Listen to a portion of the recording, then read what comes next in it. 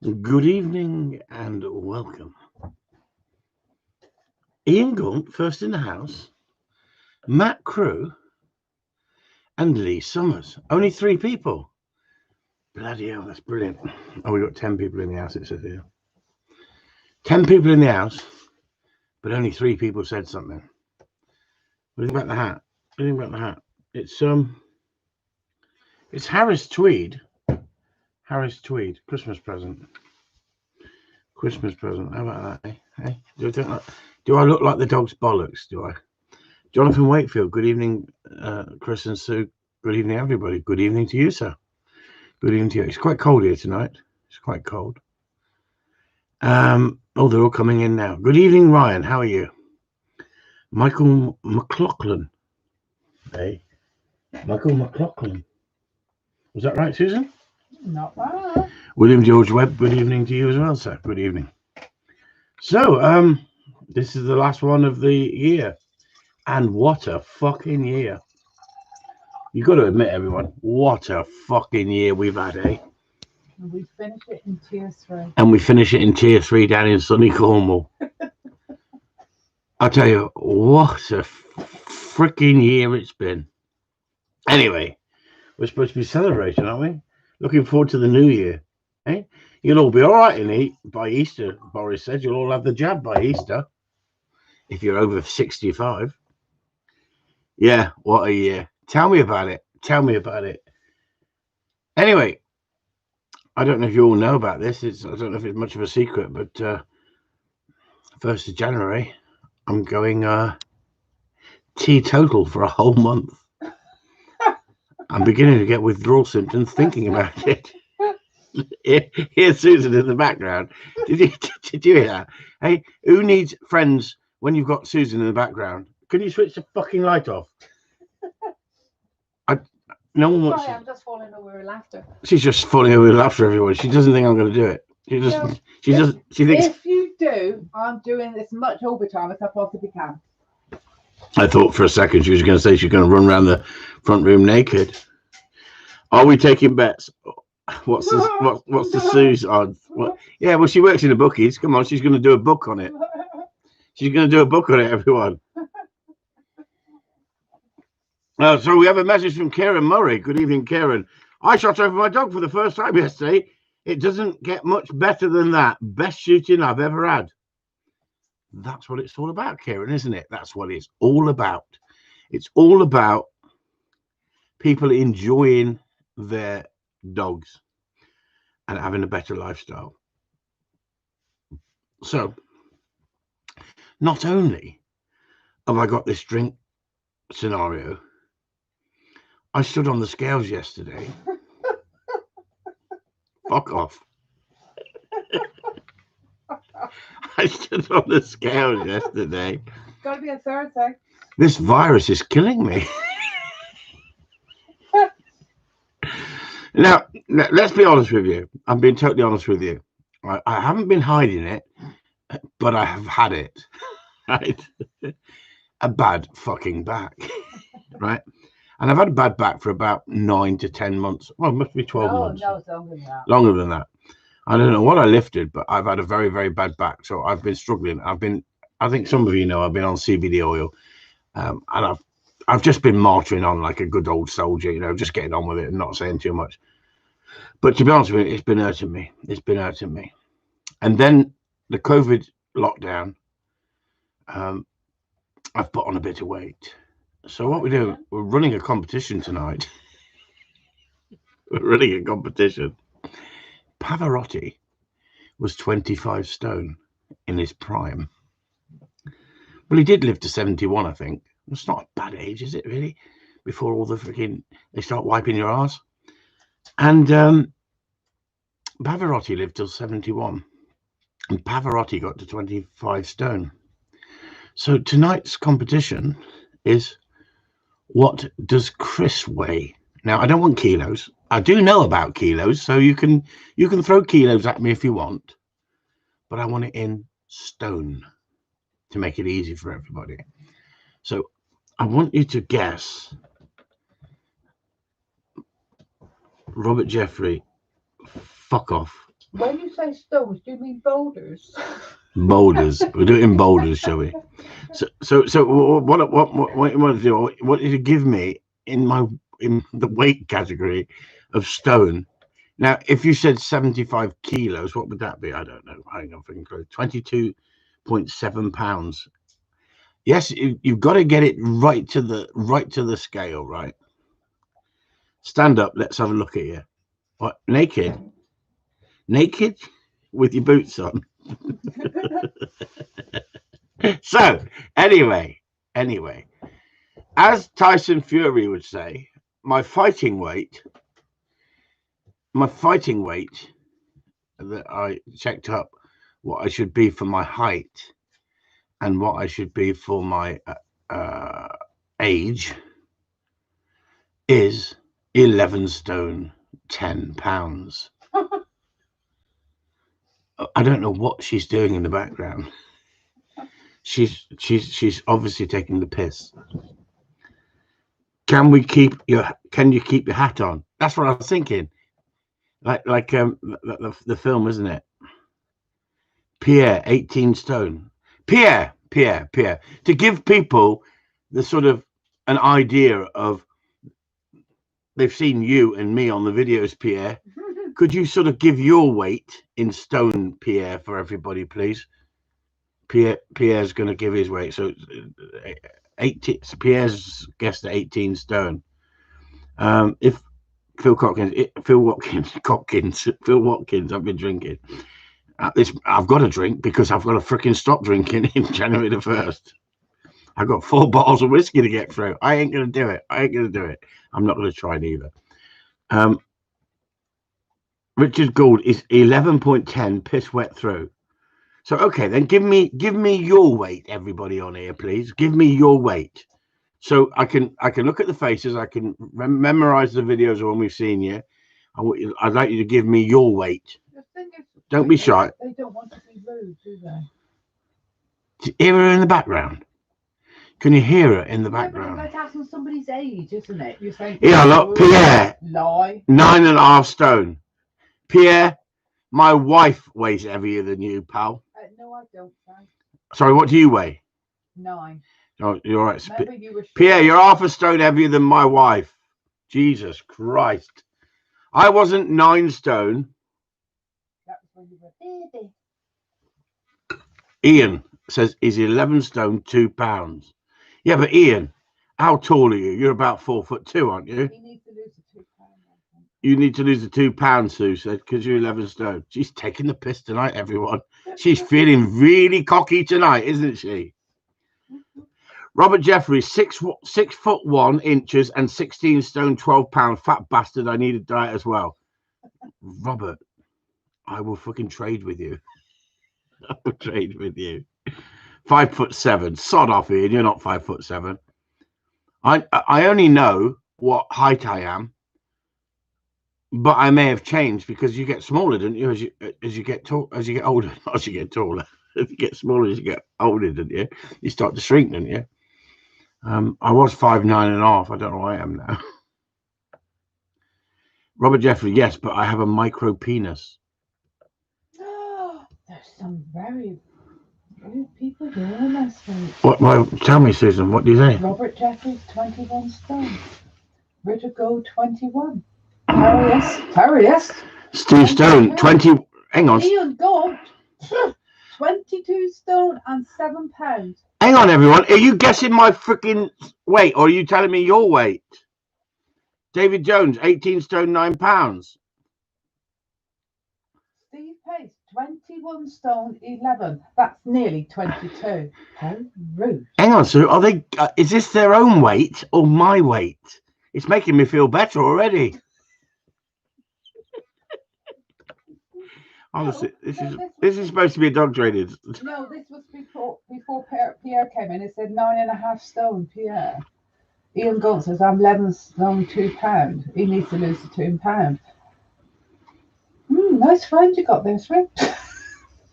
Yeah, David Jones says 11.10 would be for a slightly built man. Thank you, David Jones. Thank you for that. That's given me some encouragement. You would be classed as a larger frame man. Thank you very much. Ian gone. Double bubble. Double bubble.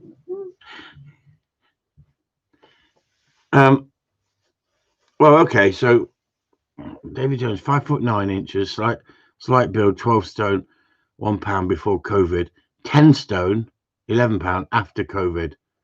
This is the thing, isn't it? I need to catch the fucking COVID virus, don't I? No, you don't. I need to catch the virus and I'll lose weight, won't I? I tell you what I need to do. I need to go on that freaking jungle shit because I couldn't believe the shit they eat in there and they all lose weight. And I tell you what, there's no way am I eating kangaroos, bollocks and all that shit. So I'd go even hungrier, wouldn't I? Michael I am 17.5 stone and he's 6 foot. Well, you got away with it, you bastard, because you're 6 foot. I think that's my downfall. My father was a short little fucker, and that's the problem. If only he was taller. But I think Pavarotti was quite big, wasn't he? Quite tall as well. Where I'm not. I'm only 5'9.5". Shave your body hair off, you lose £2 straight away. You bastards. You bastards. Honestly, is it take the piss out of Chris tonight, is it? Anyway, let's move on, shall we? We don't need to know my weight, do we? Well, I'm going to tell you because I'm doing a 40-day. Not a 40-day. Well, Ian Gaunt. It's a month. Come on, Chris. Does it begin with a 1 or a 2? Nice friend you got, sweet. Do you know, honesty is the best policy. My fighting weight is 15 stone. 15 stone. When I used to be a winger on rugby, with rugby on the wing, I used to be 15 stone. So I know my fighting weight is 15 stone. But I have been 18 stone for the last 10 years. You have a friend. I have been 18 stone for the last 10 years. But since lockdown, it's killing me. And your bad back. And my bad back. And less sex from Sue. Because of your bad back. Because of my bad back, she says. Right? All the excuses under the sun. 20 freaking stone. It frightened me. It bloody frightened me. So my plan, it begins with 2. Yes, you're right, Ian. It begins with 2. 20. So my plan is to get myself back down to 18 stone within 30 days. You are joking. 30 days. And what martial arts did you do, Chris? Taekwondo. But I did boxing as well. If you carry it well, you handsome fucker.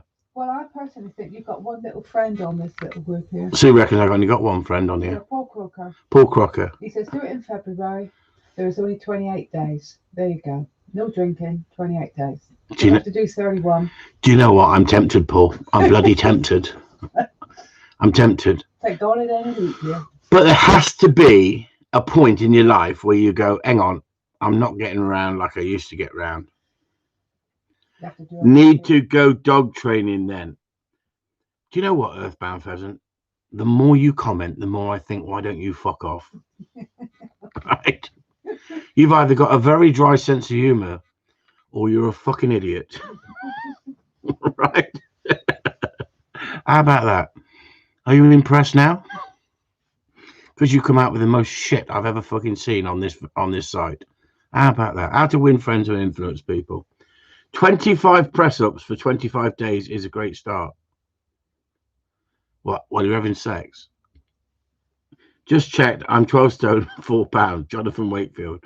Honestly, Jonathan, you were struggling coming out with me, Jonathan, with that dog of yours, that superstar who couldn't run like a freaking gazelle. Earthbound Pheasant. Funny face. I like your sense of humor, Earthbound Pheasant. You didn't take offence.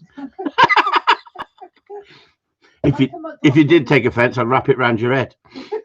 Michael McLaughlin, 2 stone in a month. It's pushing. Yeah. What do you mean it's pushing the boat, Michael? You are not going to Michael, what are you on about? Sue put a lock on the fridge. You bastard! The thing is, why talk about dogs tonight? We're going into a new year, and we might as well have a laugh, mightn't we? Might as well take the piss out of Chris tonight, mightn't we? What else can you friggin' say? Here we go. You bugger! I had a twisted ankle. I thought you were hobbling. You definitely did have a twisted ankle. I'll give you that. But you were sweating. So why were you sweating with a twisted ankle? Anyway, I was in the mule most of the time. That's another problem, Sue says. That's another problem. Okay. Sue says the other problem is you're taking a mule everywhere and you're not walking as much as you used to walk. And then she says, and you're not going picking up neither. You're just going rough shooting. Well, when I go rough shooting, I walk freaking miles. She hasn't got a clue. Are you on seafood diet or seafood diet, Ian Gaunt? I don't eat that shit. If a bit of cod and chips, that's about it for me, mate. Sweaty fat bastard.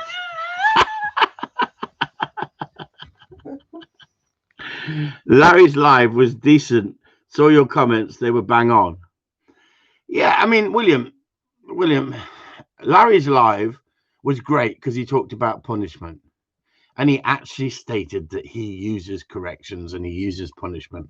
And where in the past he hasn't said that much, I take me out to Larry for that. I take me out to him.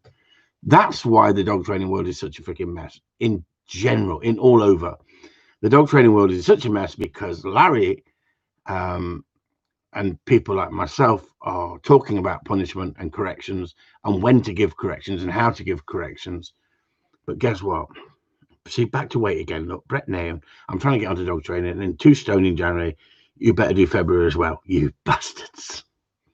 You bastards. Do you know what? I'm going to cut down on the sex.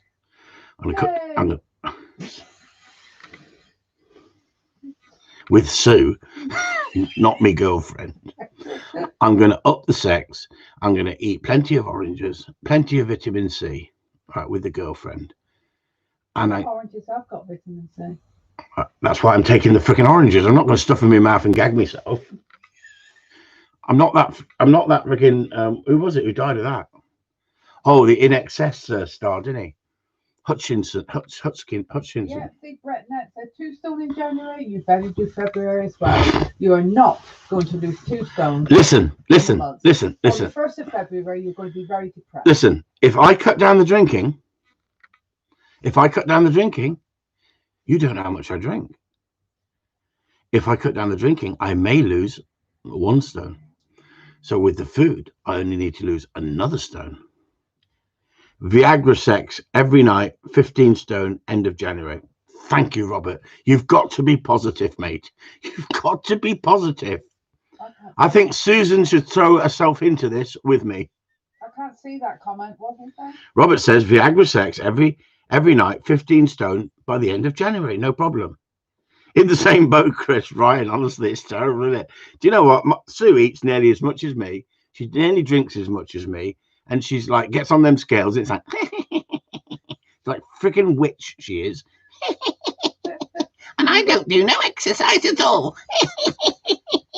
You were convinced I put on weight. I was like, okay. At least I'm a 16 stone or 20 stone. If we all had a pack of dogs like yours, don't matter what we weigh.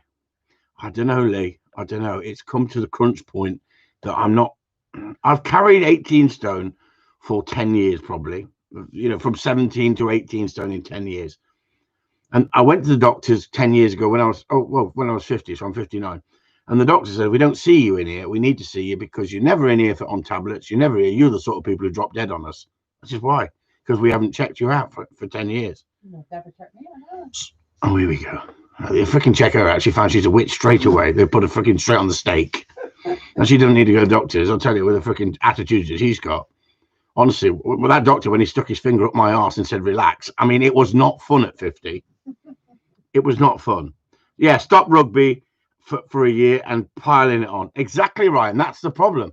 If you burn that metabolism, metabolism, like I used to play county badminton. I played rugby. I loved when my kids were younger, I used to go play football and all the sports and riding the bikes and all that. At the end of the day, then all of a sudden you go on the shoots, you're picking up, you're walking around all the time. Dogs have kept you reasonably fit for the size of you. Yes, you're going to struggle on hills with 18 stone, but once you get to the top of the hill, it's your recovery rate. And that's what I keep saying to Sue in the bedroom. It's not about how long we have sex. It's how fast I recover for another session. That's what we've got to weigh it. We've got to weigh these things up, She's looking at me as if I'm freaking mad. You say you carried 18 stone for 10 years. You, Chris, have carried us for the past 5. Lee, stop it. You're making me cry. Oh my, He's a lovely guy, isn't he? Yeah. So but what I'm saying is the COVID has definitely affected me on the fact that I've not got the customers, so I'm not out every day with the customers walking. You'll be amazed how much walking we do when a customer comes here for a day's training. What's the target weight? I ain't got no target weight. I'm not going to push myself that far. Just 2 stone. If I can get back to 18 stone, I think I'll feel better. That 2 stone now at my age isn't doing me any good. And if I get down to 15 stone, eventually, I'm being sensible, 15 stone. So I've got to use 5 stone. That's a lot of weight. Joe Bugner sex, 2 quick jabs and it's all over. Yeah, but I'm a bit like Ali. Move like a butterfly and sting like a bee. It's also an aging thing, Chris. He's been really nice tonight, isn't he, Ian? No, he's going for it. Ian is going for it. Thank God we got a spanner in. Yeah, thank God we got a spanner. We can stop him in a minute. No. Tonight is take the piss. All right, no problem at all. If you can't give it, you shouldn't take it. You know, Earthbound's on one again. You might be able to do a zip up on your boots in February. Mind you did what you say in February. I don't want the weight to fall off my fucking calves, do I? No, your legs are nice. My legs are okay, thank you, Earthbound Pheasant. I like walking around like John Wayne. Chunky butterfly. A chunky butterfly. He's trying to be nice, isn't he? Yeah, he's trying to be nice. Anyway. So Earthbound, tell us a bit about yourself. Tell us a bit more about yourself. You seem to come on here and make crass remarks on a regular basis. You know, fire away. Tell us a bit more about yourself. Have you got any dogs? You don't put thumbs down on my videos by any chance, do you? If so, the video. Ian Gaunt said, I've seen better legs on a snooker table. Well, at least they're not Queen Anne. Not like yours, Ian.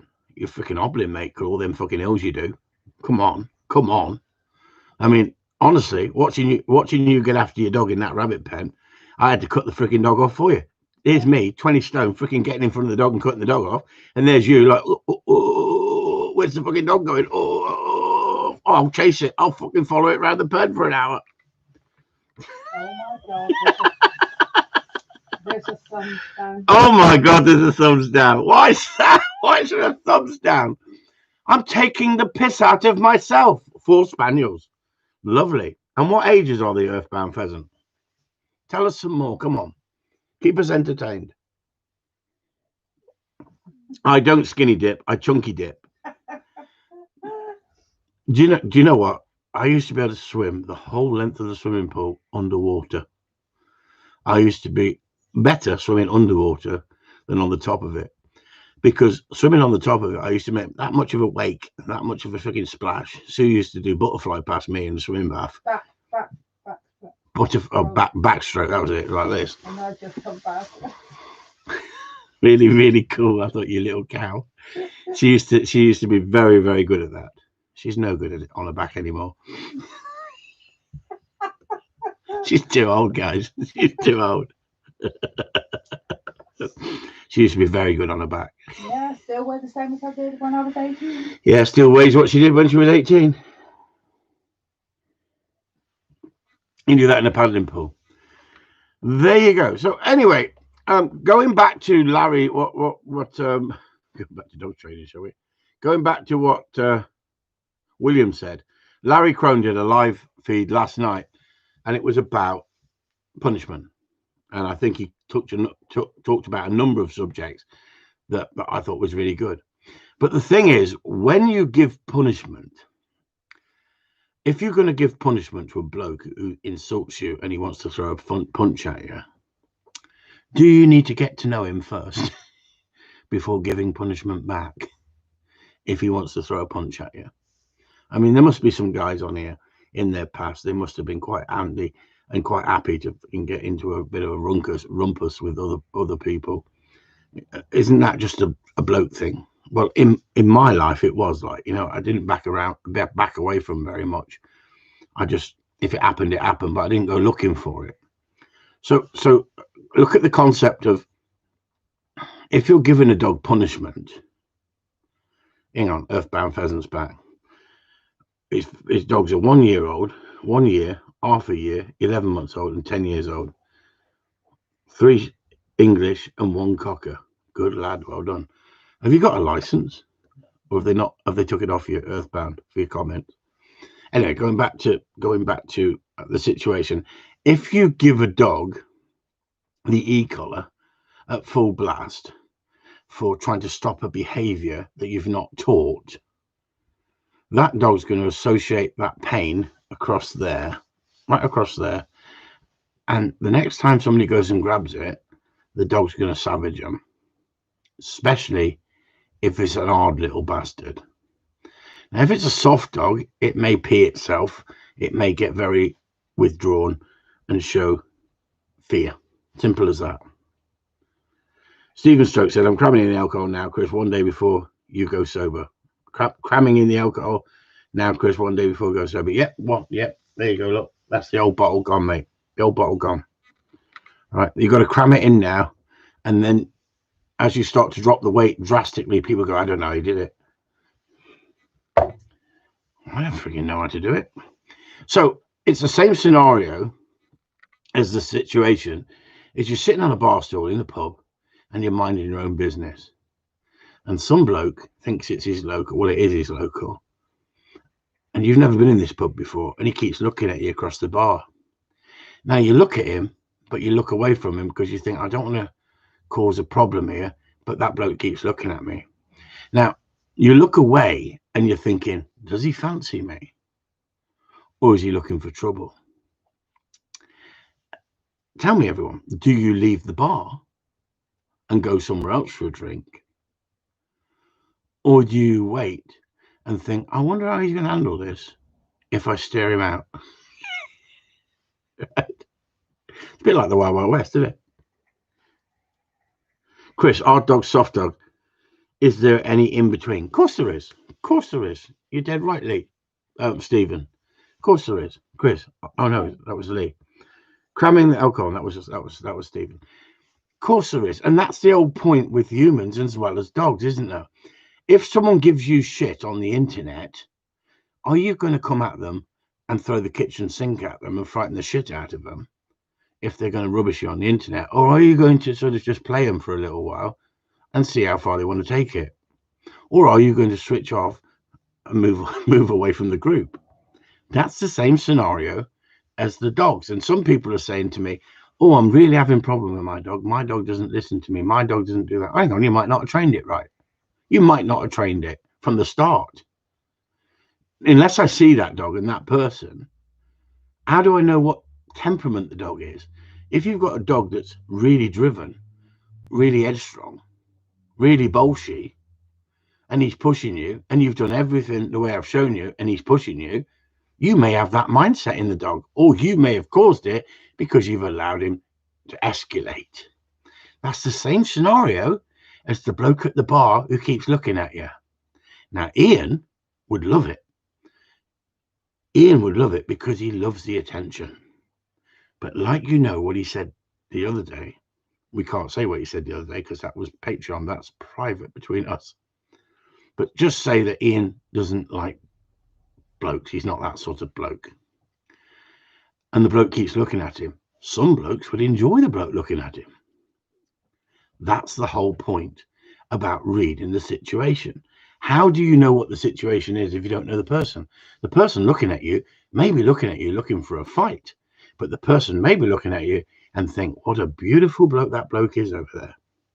Someone I know as a mature and experienced dog that started to be close, that started to close.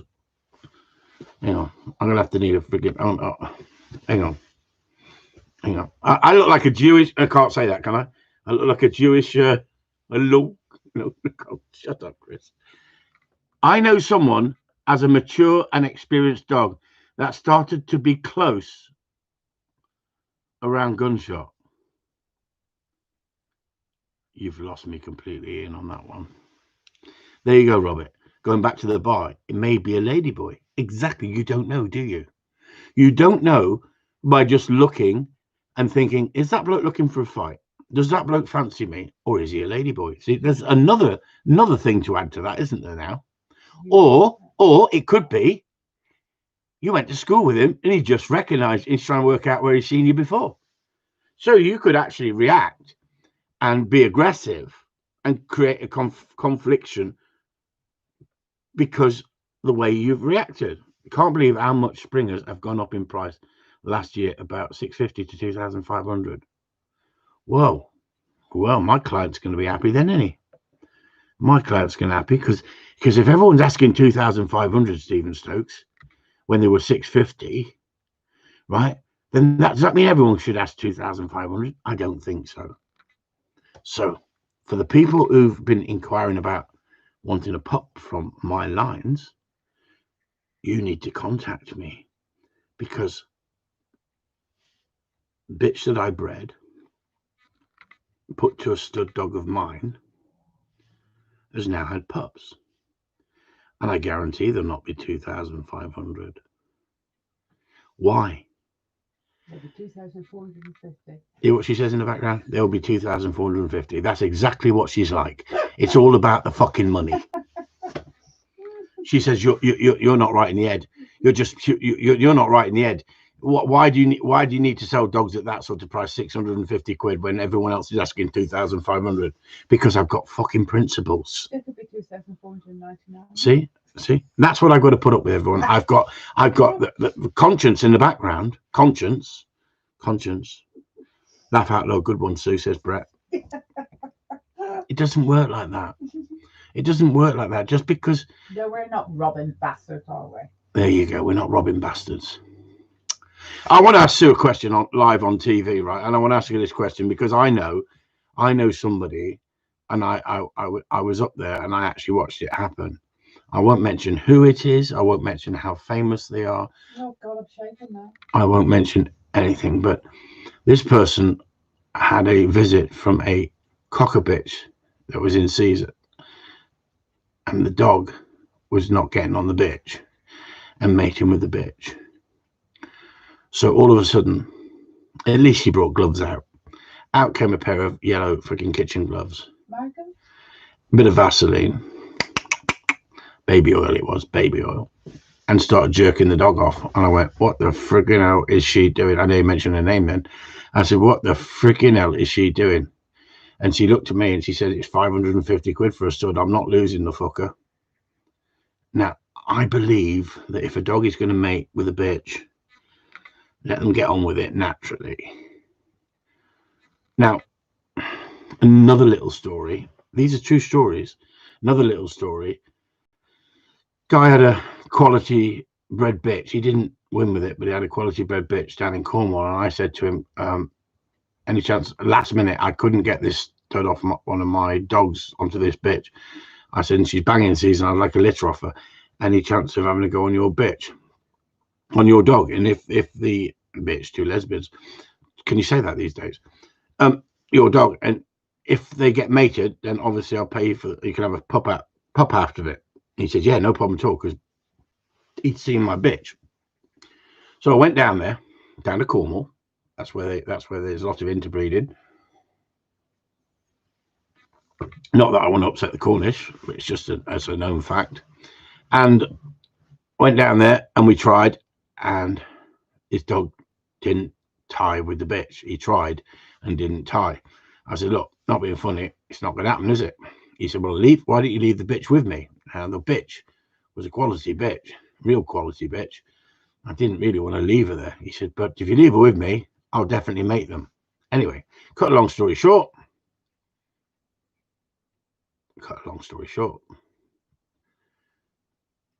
60 odd days later, she had a litter of pups.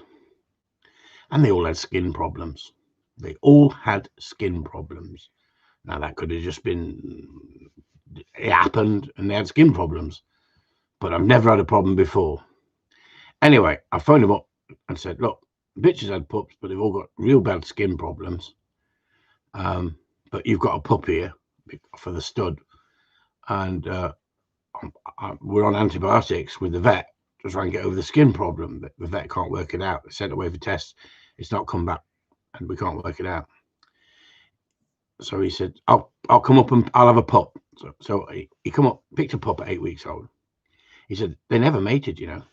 I said, didn't they? He said, no. He said, I wanked the dog off into a Tesco's carrier bag and then stuck it up the bitch. And Sue's ruined the joke. She's just fucking ruined the whole fucking joke, everyone. And it wasn't a joke, it was real, but I was going to add the joke to it to make it a little bit more entertaining, every little else. Honestly, she has to jump in, doesn't she? Do you know when? Do you know Victorian times? It wasn't that long ago we could beat our wives with a stick, or girlfriends, couldn't it? You know, they got out of order, you could beat them with a stick.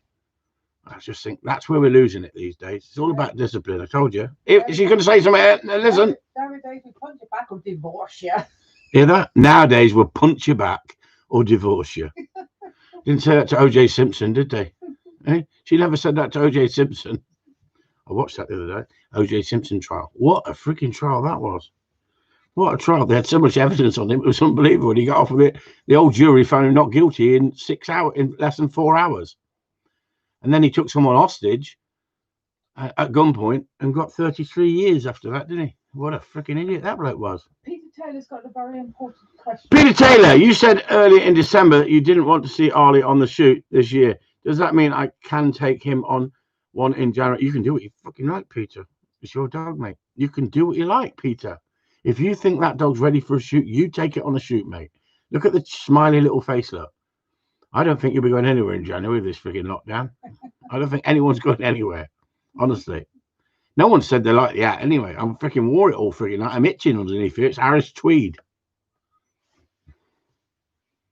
It looks better with the hat on than the hat off. Lee Sums says, my bitch has just had a 4th season, 250. Hang on. My bitch has just had the 4th season. 250 for any stud dog breed would be absolute profitable. But it's not in my nature. I want to buy a dog, but 2.5k is unreal. The game has changed. I don't think it has changed. I just think there's people out there ripping people off, and it will go back to normal. Stick had to be no thinner than your thumb. That's it, Michael. That's it. You're right. The circumference of the stick had to be no thicker than your thumb, because then you didn't leave so many marks, did you? I mean, we've just gone backwards in training, haven't we, when you think about it? And that's why we got so many problems in relationships, because before you could just point to the stick, couldn't you? And us women point to the spade. Robert Jeffries has got it right with OJ. Small gloves, big hands. It's amazing how you can't get a pair of gloves on if you keep your fingers like that. Look, it doesn't fit. It doesn't fit. It's a claw. Amazing how they can shrink them if they've been covered by it. Yeah, we are clean in Yorkshire, still in the 3-tier. Shoots can go ahead, Peter Taylor. Oh, you're laughing, are you? It's a bit down here, a bit like down here then, is it? Seapace, Sue is on fire tonight. She will be on fucking fire in a minute. I'll pour a bottle of brandy over her. Honestly, she's had a couple of drinks and she just goes. She goes on one. I don't know how I'm going to cope with freaking not drinking, listening to her. Yeah, Richard Gould. Are we not allowed anymore? Yeah, we're not allowed, Peter. Not allowed, Richard. Now you can't. You've got to do it with love and affection. No, we've moved on. You've got to do it with positive methods only. Yeah. Shut up. Here's a tenner. Fuck off. Positive methods. We're not in the Victorian ages no more. See in the background, not sticking up for it. Do you know that woman? Who knows what that woman's name was who threw herself under a horse for women's rights? Can anyone? Come on. Let's see. This is an intelligence test for you lot. Come on. Don't say Emily Thornberry. She was freaking ugly as well, wasn't she? Silly cow. Silly cow. She ruined a good fucking race. She ruined the King George, didn't she? Is it Emily Pankhurst. Emily Pankhurst, Sue said. No, it wasn't. It wasn't, was it? It wasn't Pankhurst. No? Pankhurst was the woman who did the women's rights and all that, but it wasn't actually her who threw herself under the horse. But yes, it's the same sort of group. I think Robert Jeffrey got it right then, didn't she? Come on, Susan, Google it, please. Oh, God. Google it. Who threw herself under the freaking horse and ruined a good horse race? So we're all saying Emily. No, I don't think it was Emily Pankhurst, but I may be completely wrong, and I'll have to apologise. And I hate apologising. I really hate apologising. She was Emily. I don't think it was. I think it was Emily Pankhurst was the woman who did the. Okay, then. So let's ask another question, because there is a squirrel skin at the end of this. Who died in the plane crash with Buddy Holly? If you tell me the pilot, you can sod off.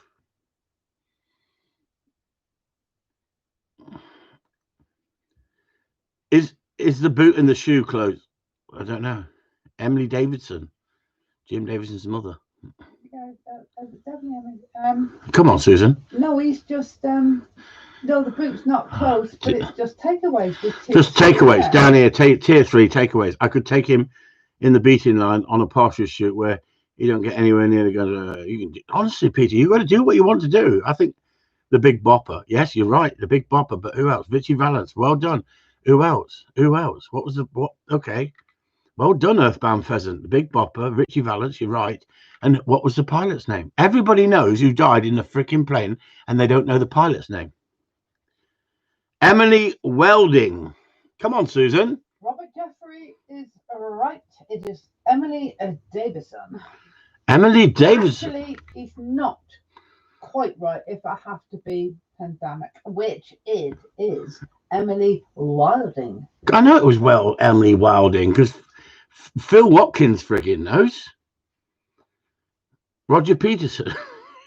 But whose horse was it? Roger Peterson. The King's horse. It was the King's horse. At what meeting? Ascot. Mm-mm. Not Newmarket. Mm-mm.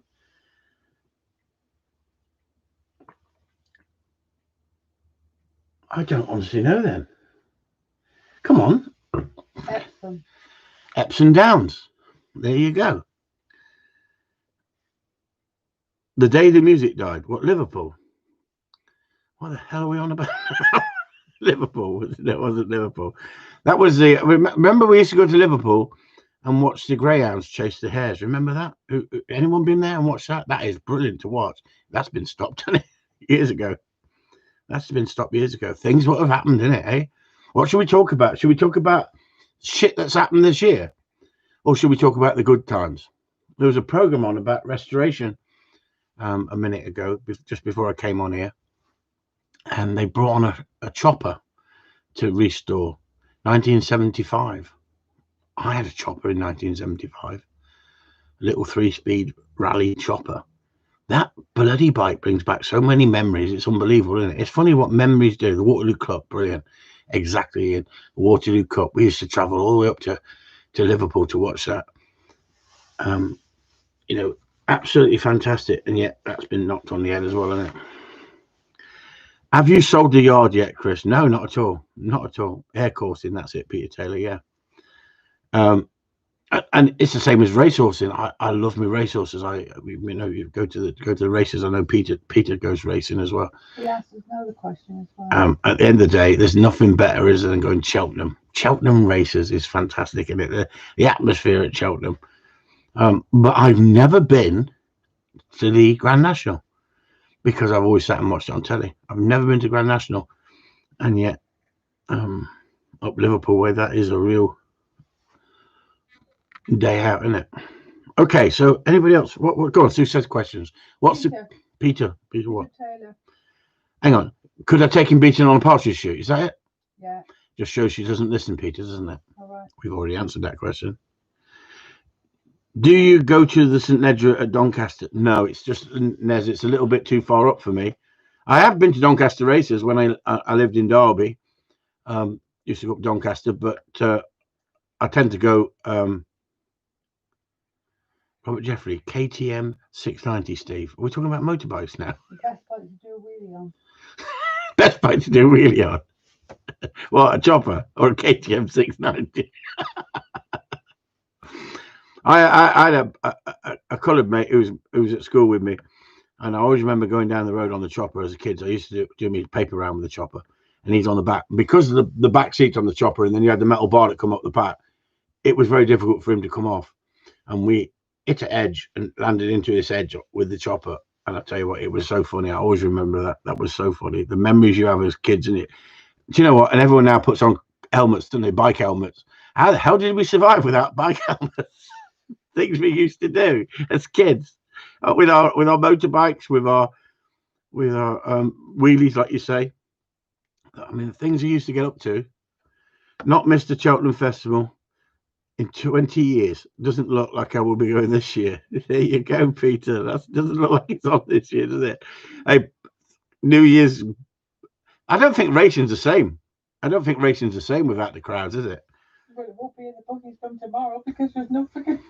Do you know in the bookies with Sue? Do you know if you go in the bookies, you're allowed 15 minutes in the bookies to be on the fruit machines, and you got to leave after 15 minutes, but then you're allowed to come back in within 15 minutes and go back on the machine for another 15 minutes. Only twice, and then that's it. So you're going to ban it. You've got to be banned. They're not allowed to put screens on in the bookies. Why the friggin' hell don't they just close it and say, go and bet on your phones over the bank holiday? Unbelievable, isn't it? After 15 minutes, I've got to say to them, off your trot. After 15 minutes, you've got to go off your trot. William George Webb, Chris, 2043, Sue, can save an answer for Chris in chat if you want. Can you? What's the best and worst dog training video seen this year? Ooh. The worst dog training video I've seen this year is a woman that I mentioned to you, who's a positive only trainer, who won the Good Citizens, the accredited training instructors award in 2015. I forget her name now. Can anyone remember who I was on about? She does clicker training, and she charges something ridiculous, absolutely ridiculous. Anyway, I mentioned it. I watched a video the other day of her teaching a dog heel work with food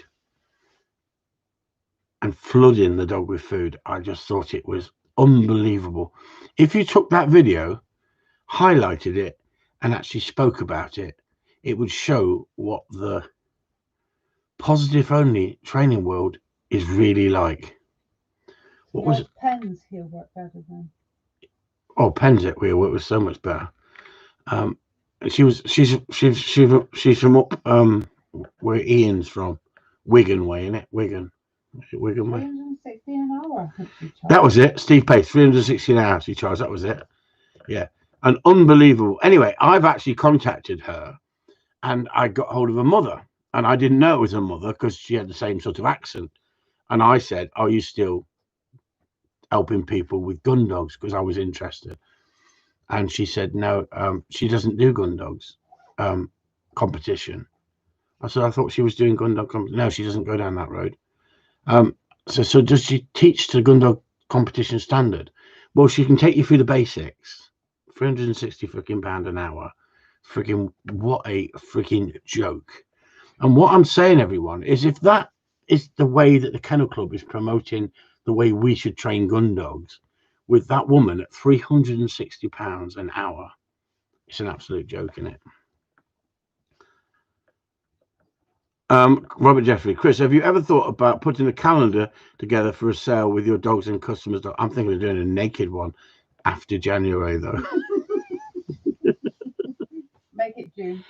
Further north, Mucker, Wigan.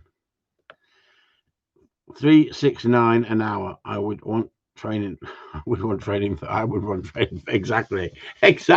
That's the whole point, isn't it, everyone? If you think about it, somebody said to me, I look like Vinnie Jones. You're having a freaking laugh. Vinnie Jones looks rougher than me. It's an absolute. I'm trying to think of a name. I'm normally quite good with that. I don't want to rubbish people in public, big time, naked. Ugh. You'd love it, Ian. You'd buy it. You'd be the first one there, mate. You'd be the first one there, Ian. Honestly, especially if I had one of them Borat G strings on. I know you'd be. You'd have to buy it just to look, wouldn't you? I know that woman in Scotland. What's her name? Anybody know that woman in Scotland who I'm on about? I bet she'd love to see me in a Borat G string, wouldn't she? That'd make her day, wouldn't it? Hey, she'd stop putting her thumbs down, wouldn't she? I bet you this video gets more thumbs down than anything you've ever seen. Crank. That's her name. Well done, Steve. That's it. I miss her, really. You know? Yeah, it's been quite lonely. Jimmy Cranky, yeah. We know she's listening, so just be careful what you say. Don't mention Tina. Anyway, so we've been on here now for 50 minutes. After here, we're going over to Corleone Talk. If anyone wants to go over to there before the new year and actually talk about dog training, because on here, they're not paying me, are they? So why should I give too many tips? I look like Boy George now. It's funny what that can do, isn't it? Funny what that can do to you, isn't it? I'll do October. I've never bought a new hat in my life, but I do the charity shops. And this little number come up for a £5. And I thought to myself, I said to you earlier that someone give it me for Christmas. Because every time Sue sees me with a new hat, she thinks, where the fucking hell are you going to stick that? So what I've said, it's a Christmas present for myself.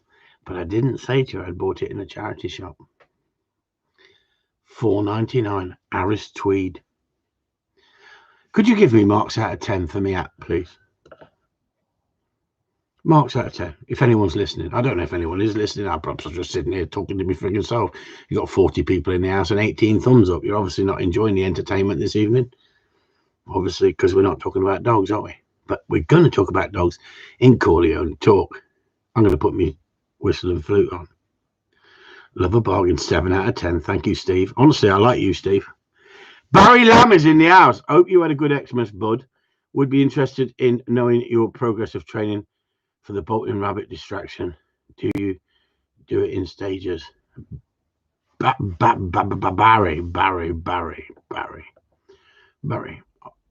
Are you available to chat? Or are you not available to chat, Barry? I'll put my thinking hat on. Are you available to chat, Barry? Said it before, but anyone who follows Chris, then this Patreon is excellent value for money. 2 hours live, plus regular live feeds, chats, plus all his content for £6 a month. There you go. Okay, so what I'm going to do, everyone, for a minute, Barry says he's available to chat. So we're going to have a quick chat with Barry before we go. So what I'm going to do, Barry, I'm going to ring you. I'm going to ring you, Barry, and we'll have a quick chat. How about that? Now, Barry's got his own YouTube channel, and he's been interviewing dog trainers. So, I'm not very good with the internet. So what I've done,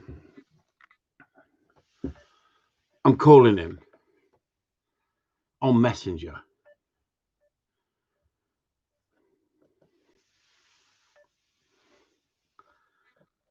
I'm not great with this stuff, but banter in. Barry, I'm calling you on Messenger. Unless you give me your Hello, Barry. How you doing, sir? All right, Barry, how are you doing? I'm good. Yourself? Yeah, no problem at all, boy. You're live on Corleone live chat on a Wednesday night. Yeah, I just figured out how to get on. I was watching you, but didn't understand or figure out. I'm quite new to this YouTube stuff. What's I wrong? managed to find you. What's wrong with you boys in Scotland? You still got the slate and pigeon? Aye. Back in the Stone Age, mate. Back to Stone Age. I listened to your podcast with Andy Cullen the other night. All right. Well, it was a bit of a chat. It wasn't a podcast. It was a bit of a chat with Andy, wasn't it? It was just a meet and greet, Chris. Obviously, we was going into lockdown. I lost my rabbiting permission, so I managed to come to a deal with Andy and sent him one of my pups for 6 weeks. So I was down collecting it, and we just done a wee meet and greet kind of thing for the YouTube channel. Is just try to keep the spirits up in lockdown, do something different, stand out for the crowd, you know. Yeah, it was lovely, but I agree with someone. We need a translator for some of that talk. No. What it is, Two Scottish guys get together. So what we want to ask you, Barry, we want to ask you, what is a kangaroo? It's a kangaroo. No, a kangaroo. I don't know. Kangaroo? What do you mean? That's your missus said it, didn't she, in the background? Uh, A kangaroo. What is a kangaroo? Hang about, I think. No, a kangaroo. no, that's definitely something's been lost in translation there. No, Maybe just say something that rhymes with that. No, it's a Scotsman locked in a toilet. I can't get out. Oh, I can't get Jesus Christ. Anyway, I'm hungry to you, eh, boy? Aye. So, I've just, that's what I was kind of a messaging there. I've just recorded, I've got her mother here, my pup's mother here. She's fully trained. Well, no dog's ever fully trained, but you know what I mean. So I'd set up a video, and I've done it in stages for the Bolton Rabbit distraction. So it's just to see your take on that and how you would go about doing it. I know what I do and it works for me, and the dogs do it well in competitions if that comes up. But it's just to have I'm not a professional, but it'd be nice to hear like a professional and your take on it, if you know what I mean, Chris. I've done it over the years, Barry, but I think that if you've got a good stop on the dog shouldn't move anyway on movement. So I don't go over the top with it. I wouldn't, are you using an elasticated band, are you, when you send the rabbit out on the yeah. It's like a rabbit skin dummy attached to how do I describe it? It's like a bungee cord. That's it, yeah. And it goes by the dog's nose at a good 20 mile an hour anyway. But I try not to put the stop whistling at all. I want the dog just completely ignoring it and going for the memory, if you know what I mean. Right. So the way I've done it is I've started off very slow, just putting a memory out, leaving the rabbit skin dummy with the bungee cord just lying on the ground, letting the dog pass that, and maybe give it 2 retrieves, have a break, and then again memory, and then fire the dummy across it. But I wait till the dog's a good 15 yards away from it, so it's no right close, and then gradually do it closer, and it seems to work that way. Well, it worked for me anyway. She's only the second dog I've done it with, and it's a good wee video. It's done in stages. I'll post it on my channel while I'm waiting on the other interviews coming up. So, but I went to close to Glasgow, Edinburgh way to see Mike Smith, a panel judge in Scotland, years and years ago. He did a fantastic book called The Springer Spaniel and Cocker Spaniel. A lot of reference material in it. I don't know if the training side of it was particularly that good, but we went up there because my mate, he was selling an open dog, and my mate says, do you fancy going up there? We were shooting on rabbits in Dumfries, so we said it's another 100 miles further up, so we went up there, and he had a rabbit pen, and he says, can we have a look at this dog in the rabbit pen? And he had stick piles in this rabbit pen in a sort of enclosed rabbit pen, but it was very dark because of the trees that they had in there, the pine trees that they had in there. Yeah. Kind of Andy Collins get a similar setup to what you're describing. Yeah. Anyway, he got the stick piles, and he brought this open dog that had won an open stake. I had a novice winner in the car, and we'd been on the rabbits with a number of dogs, but I had a novice winner in the car, and he was wanting a lot of money for this dog, and he just wrote that book. The book had only just come out, and I'd bought the book, and I was really chuffed that we were going up there to see him, an A-panel judge, and see the quality of his dog like that he was selling. I'm not rubbishing the guy in any way. I'm being honest here. And he put this dog in the rabbit pen because we said, "Can we have a look in the rabbit pen?" And as soon as the dog saw a rabbit move, the dog stopped. And my mate says, "What's the dog doing?" He said, "He stopped. He saw the rabbit move." He said, "Yeah, but he didn't flush it." He said, "Well, you're not supposed to flush it if it moves. He's supposed to stop." Yeah. Well, do you think that's the case? I know what you mean. Like myself, my first time in a rabbit pen, I was lucky enough to be in with, I'll not name them, but I was in with a certain crowd, and I done a few favours and I got a shot at a rabbit pen. But being a novice, I had a rabbit pen, a young dog, and no advice, so I was doing everything wrong. And you've probably seen this in your years. My spaniel was hunting like a demon when I was taking her on rabbits, finding a rabbit and just pointing at it, nose to the rabbit. So it's just good for people learning that rabbit pens can cause more damage than what they're actually worth. I only let my pups in them once or twice. But Barry, why do you think I mentioned what I've just said? I mentioned it for one reason. You've just talked about a bungee cord with the dog should stop on the movement. I know what you mean now. The only thing I can think of is, no, the dog should ignore that completely and push it. I was just thinking there, maybe in a rabbit trial, if the dog's running out and I was rabbits up, it still shouldn't stop. It should still just go to point A. So it's obviously a fault on the dog. So my mate said to, I'm not being rude to Mike Smith. He said, "We've got better in the car." I thought, okay, now why say something like that? And he said, "Chris, go and get your dog." I thought, you cheeky bastard, why throw me in the deep end? But me being me and knowing that my dog would punch that rabbit out with vengeance, yep. And the rabbit just moved into the stick pile. The dog stopped as soon as the dog saw the movement of the rabbit. Well, in shooting situation, that's a load of shit. That's a load of shit. You want the prey moving to shoot it. Yeah, I'm sure you've seen, like, if you've got a decent dog there, or especially a rabbit dog, sometimes they'll go in and they'll have a wee tiny bit of fur in their mouth, and they're just giving the rabbit that wee ever so slight nip. Yeah, exactly. Yeah. So, many times have you, especially up in Scotland, if we're rabbiting, how many times have you looked down, you've got a gun in your hand, you've got a spaniel court in front of you, and there's a bloody fucking rabbit sitting at your feet. Yeah. And it's just not moving. It won't move until you touch it. Yeah.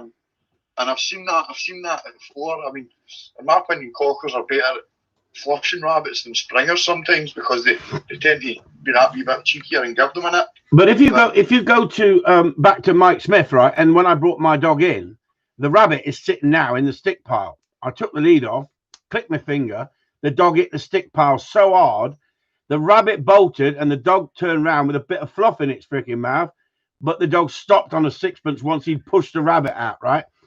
Yeah, that's Mike Smith, the A-panel judge, said to me, and I was a non-panel, he said to me, "How the freaking hell did you train the dog to do that?" And I thought, come off it. You're an A-panel fucking judge. Mm-hmm. Right, I'm not rubbishing the guy. I'm being honest about this. And, I got people who back me up with this. My dogs hit cover like unbelievable. Why? Because down here in Cornwall, we need cover. The birds are in the cover or the rabbits are in the cover. You can't have a rabbit moving around in cover and the dog stops. He's got to push it out the cover. It's got to, I trained with, I'll just name it anyway. I trained with Andy Platt for about good trainer. 3 years solid every Wednesday up at Glen Ocho on the rabbits. And you've never seen rabbits like this in your life. Nobody gets near them. You walk into a field and they don't even move. It's amazing ground, and that's exactly what he showed me.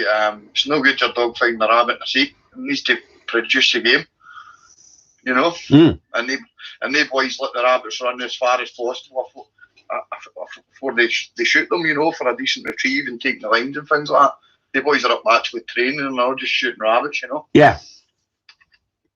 But I've been to Scotland with guys from the Midlands. One guy in particular, Colin Pass, who owned Clarborough Art before Ian had him, because Ian sold him to Colin, like, you know. And we came back from Scotland all the way back to the Midlands, discussing, not heated, but like quite a good strong debate about dogs taking a line from where they flushed a rabbit compared to where you shot the rabbit, going straight to the fall and then taking the line if the rabbit had moved on. And when I got back, I phoned Keith Erlinson. And I phoned Keith Erlinson and I said to Keith Erlinson, I said, Keith, I said, can I ask you a question? He says, yeah. I said, I've been shooting in Scotland. I said, down in Cornwall, when a bird gets up and you shoot it, you want the dog to get to the fall because the dog can't take a line. I said, and we don't get on the rabbits like the boys do up in Yorkshire and in Scotland. But I have to travel to Scotland, 4 or 5 times a year to have a dog that can cope with rabbits as well as pheasants to compete with the big boys. And he said, I totally understand. I said, my mate and me had a massive discussion on the way back down about the better dog is a rabbit dog will take a line from where the rabbit is punched out of, use its nose and take the line all the way to where the rabbit has been shot and then continue taking the line if it's dragged itself on. I said, but we can't train like that because we're down in Cornwall and we're on the pheasants. And when a pheasant gets up, it doesn't leave a trail. It then drops to the floor. If you shoot it and wing it and then it runs, it then leaves a trail. That's when the dog's got to get to the fall. What is the better dog? The dog that gets to the fall or the dog that takes the line and works the line out all the way out to the rabbit? And do you know what he said to me? Best bit of advice I've ever had from any gun dog trainer. What do you think he said? What do you think he said to me? Well, a dog that doesn't mark isn't going to go anywhere, in my opinion. Yeah. So it needs to get to the fall, and if it can get to the fall and naturally take a line of the shot set, then I would agree with that kind of a situation. So funny you mentioned that name. Do you know Keith Erlinson? Like, he's just a myth to me. But my friend gave me a book. It was wrote with him, and that's what inspired me to get into gun dogs. Believe it or not. Absolute genius of a dog trainer.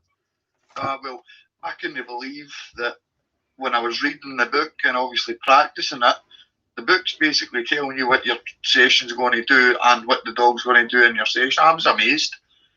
And that's kind of a way that I still... Well, we just had on here, Richard Gould said, let the dog do the hunting and see how it sees fit. And that's exactly, this is what Keith said to me in the most genuine way. He said, I love analysing things. I love debating about things, but let the dog do the hunting and you do the shooting. And he is so freaking right, because people have become test orientated with these dogs, that they handle them all the time to get them on a retrieve. That is not natural ability. That is man-made. Can I just ask you a question here, Chris? Fire away. So, I've been guilty of this with my wee cocker. She's not going to make a trialing dog, but she's a fantastic shooting dog. But I've been trying not to do it with this wee Springer that I've got because I think she's going to do well. But do you think putting too much handling into a young dog can knock the drive out of hunting? Well, to win a novice stake, a novice trial, and you've said that she's not going to trial, but to win a novice trial, all you need a dog to do is hunt tight, find game, flush it, stop to the flush. Now, I'm guarantee that 98% of trialing people blow the stop whistle when the dog flushes something. Why? Because you're going home if it moves. Well, I've had this argument. Well, I've got a gun dog page with 28,000 people, and I've had this debate because I've been watching the championship, and I can hear the boys blowing the stop whistle on a flush, and I'm saying to myself, that's no dropping to flush, that's dropping to the whistle. And then I'm debating. Obviously, I was just new into the game, and I was debating with probably panel judges and a lot, but I don't care. I just say my own peace of mind, you know. So if they're a wee bit nippy with me, then they'll get a wee bit nippy back. But I tend to myself like the dogs just to naturally drop to flush. So might that not be your problem then? Why your dogs haven't quite got enough drive and they're a bit sticky? No, well, it's kind of the opposite. Well, her mother, she's got as much drive as any. I've trained with plenty of field trial champions, and she's born her day. She competed with all of them. I've retired her now. She just got a bit trial wise at the end, but she was. What do you hang on, Barry? Hang on, Barry. This is great chat. This is. What do you mean she got trial wise? Trial wise. I know what trial wise what people say, but this is great for other people listening. All right. I'll explain it now. Well, I'll explain what happened with this bitch if you've got time. So, as I said, constantly training on the rabbits with odd woodcock and pheasant in between, obviously. She was kicking off really, really well, like you wouldn't believe. So sorry, Barry, when you say kicking off, you'll have to explain to people because I know what you're talking about, but they don't. So you called in, obviously, for your run. The way we trained, we had a gun in the left, a gun in the right, and a cue in the middle, exact same as a trial. So you run, take the leash off the dog, dog sits, looks at you, and you either pip it off with a whistle or click it off with your fingers or just point to the ground or whatever you do. And within that first 5 seconds, most judges know if the dog's got it or not, if you know it's going to be a bone run or, oh, that's exciting, or you can see the gun's actually lifting up a wee bit. So she was kicking off really nice, finding game like a demon, eventually got a run in a trial, first trial with her, and we got a third. Then we couldn't, she was in, I would say, a prime there. I couldn't get a run, I was always on the reserve list. Hang on. How old was she? 2 seconds, Mrs. Moon. Say that again, Chris. How old was she? She was 2. She was 2 years old, your first trial, and she got a third. Right, lovely. I'm saying this so other people are listening and they understand. 2 years old, first trial, got a third, and then what? Carry on, mate. So then we kind of struggled. We weren't in enough clubs. We were on the reserve list. Then I got a slight problem with her. Actually, she started, because the amount of time you wait and get in for a run, I only had the one dog. So when she was on the leash, she started whining on the leash. Right.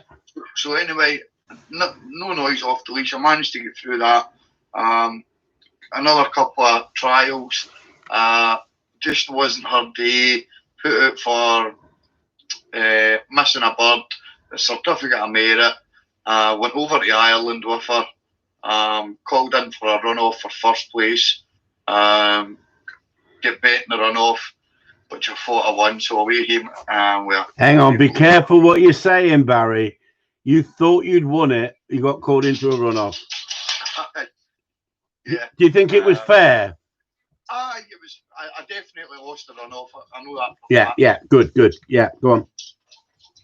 No, I definitely lost the runoff. So we're about 6 trials in now. I'm starting to get a wee bit of problems. So you've had. Hang on, Barry. Just for everyone listening, you've had 6 trials. You've had 1 second, 1 runoff for first place. So for the third, for the runoff in Ireland for first. Yeah. And you got second. You got second, right? Well, finished a trial with no awards. And we've been put out 1, and we've had a certificate of merit on the rabbits. Right. Okay. Yeah. So just say roughly about 6. So the problems are starting now. She's gurning on the leash. I can't enjoy the trial. I'm having to stand away. Hang on. Your Scottish accent did everybody in there. I know what you're saying. But she done you one on the lead. She's whining on the lead, yeah? Yeah, so she's whining on the leash. I can't really enjoy the trial. So I'm standing away at the back at the trial so no one kind of hears her whining. I'm not really enjoying her anymore. Why are you trying her, Barry? Exactly. Just just through watching YouTube and reading that book, I says I'm giving it a go. So anyway, it got to the point where too much trials. She's the kind of dog that if you give her an inch, she'll take a mile. In what way, Barry? It's important. So, like, when I was cutting her off, I need her hunting, as you know, in a nice tight pattern. Or what she started to open up and take in more ground, did she? Correct. She's just not turning to the whistle. Blowing the stop whistle twice without handling. Hey Barry, just give us just a second. This is brilliant for everyone to learn. Ian Gunt, we were talking about your dog taking it on the shoot for the first time, and I said to you, good luck if you're doing that at that stage with that dog that I've seen you. Listen to what Barry is saying. At first the dog went well, it was listening to him, and then it got trial wise, and it's starting now at this stage, 6 trials in, to pull him all over the place. He can't get after it and discipline it. That's not within the rules. You're not allowed to do that on a shoot, right? At the end of the day, learn from this, everybody, because what Barry is saying is so honest, and he's giving you the full concept of what he's saying. With my knowledge and understanding, I can help and guide, but Barry is giving it in the truthful way, and that's why I wanted to speak to Barry. Listen, everybody, this is what you should be listening to in dog training. Carry on, Barry. Sorry to interrupt.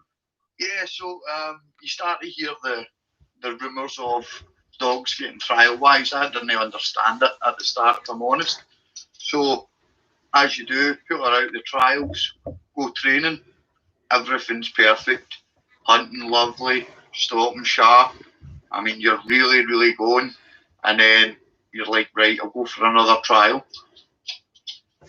Turn up to the trial, see where it is, drive away, take her out to a bit of grunt, give her a wee hunt just to make sure, hunting lovely, take her to the trial, boom, she's pulling you all over the place, she's embarrassing you, she's doing what she wants. It's just time to say, enough's enough, I'm spending a lot of money, I'm not enjoying myself. The dog, that's just in her makeup, plus you've got the whining on the leash now. And I think that was just a case of too much rabbits, rather than having her out a wee hunt here, a wee hunt there, put her back in. I was guilty of maybe keeping her out for 6 hours at a time, you know. Although not running her all the time, but obviously when you're up on the rabbits and the cars are way back there, you're not really wanting to walk back because the guns are shooting. And, you know, when I think back, I should have just said 2 minutes, boys, put her back in the car. But hey ho, for my first ever trialing dog, she done very well. And then the icing on the cake with her, and that was the Bolton Rabbit question, was going up to Schoon Palace Open, the wee mini stadium, and competing with the best test dogs in the UK and certainly Scotland. And she went up there and she won that on ice. Have you ever seen Ian Openshaw at a test? No. No. Not interested in him either. No. Have you if you'd won with her, Barry, yep, would you have bred off her? Yeah, I have bred off her. I've got one of her pups. But what about the noise? Does it not bother you? Or do you think that's in the training and not the breeding? It's definitely in the training. Our pup is totally mute. She's been an absolute pleasure to train. She's one of the bitches, you take her out, show her something, have a cigarette, go a walk in a circle, and line her up when she can do it. She's only 12 months old now. Is this the one that's just gone to Andy? This is the one that's just back. So she was the 13th of this month. She was 1. You would think that I have been over training her, but to be honest, I've no put a lot of time in here. She's just came along really, really well. Yeah, but did you? Sorry, Barry. Did you say Andy's just had her? Yeah, I put her down to Andy. How many weeks? How many weeks? So, ended up, it was 6 weeks agreed, but it ended up 7 due to restrictions. Did you see a difference with her when he came back? Yeah. In what way? In what way compared to what you could do? Well, I hadn't done any hunting with her at all. I always do the handling first. So what happened was, long story short, I lost my rabbit up north. Yeah. So she was at the stage where, what do? I've no permission. I've got a couple of pound here. I know Andy's looking for a dog. He's got the ground. I know he's got the pen. He's got the pheasants. A great trainer, honest guy. I took a risk, sent her away for 6 weeks. And when we went to collect her, we both kind of agreed that she's probably ready to win a trial now. Right. So how old is she now? She's 12 months. She'll be only 12 months on the 13th of December. How do you know she's ready to win a trial at 12 months old? Well, you never know, Chris. You never know. But let me just tell you, Barry. I trained a dog for a client who was living in Nottingham, and I trained a dog for him here. He wanted it to win a trial, right? Yep. I trained it, and I ran it in a test in the summer, and I won a test with it for him, and he was over the moon. The first test we entered, we won the test. It was easy. It was a novice test. I don't normally run in novice tests. I believe novice tests should be for novice people, but I ran it because it was a client's dog. Anyway, we won the test, and then he said, how many clubs do I need to enter? I said, as many as you can, because you need to get the runs with the club. And I'm running your dog for you. It's not registered in my name. It's your dog. You've bought it. I've trained it, and I'll run it for you. And I used to do that for customers. And he said, well, it's costing a lot of money to enter all these clubs. I said, it costs a lot more money if you were training the dog and having to shoot over it yourself. He said, well, I can't afford to travel all the way down to Cornwall to watch the dog run if you enter the dog in Cornwall. I said, well, if I travel all the way to Nottingham to run the dog in Nottingham, you're going to have to pay my expenses.